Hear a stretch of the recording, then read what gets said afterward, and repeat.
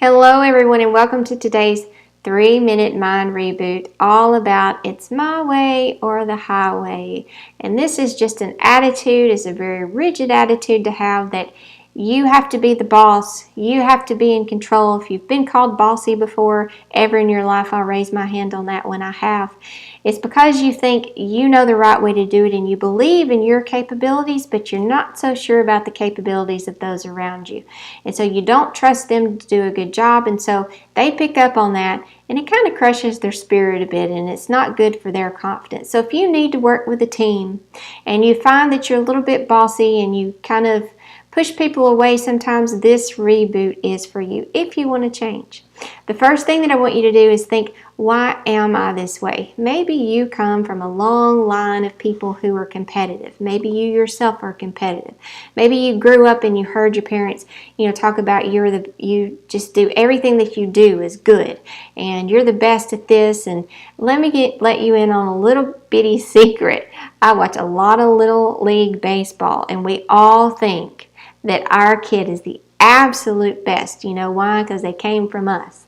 And that's a reflection on us. If they're the best, then hey, we must be the best too. There's a lot of ego involved in that. And so ask any parent out there who's the best, and most of them will be like, yeah, well, I don't know why he's not getting to play as much, because he's really, really good, because he's mine and he's the best.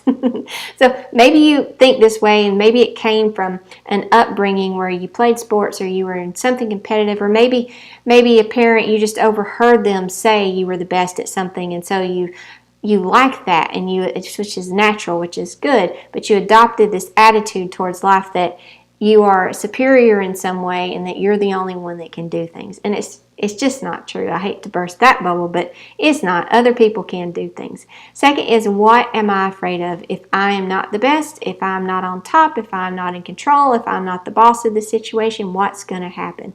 We've talked about this in previous reboots, how some of the fear is just afraid that we'll be made to look bad, or maybe we'll lose. Maybe we're really afraid of that defeat or losing, and we have to be the winner and we have to be on top. It's important to evaluate what it is that you're afraid of. What's the fear behind it? The third is releasing your grip on the identity of the best, being the know-it-all, being the one who has all the answers.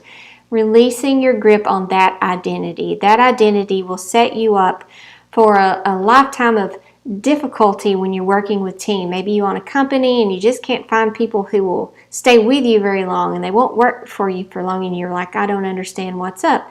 Well, it's because they feel that you're the only one that can do anything right, and then they try to do things, and maybe you go behind them and undo it, and then that destroys their confidence or frustrates them. Whatever it is, it makes them feel bad, and they don't want to work that way. So if you need to be part of the team, it's important that you recognize another person's accomplishments, even though in the back of your mind saying, I could have done that better. Of course you could, but don't say that out loud, and don't go back and go over their work. Do something to support them. Come out from holding on to the identity of the best and say, how can I make them feel good? How can I make them feel like the best? How can I support their confidence and their level of achievement? I hope this reboot has helped you, and I cannot wait to see you again tomorrow.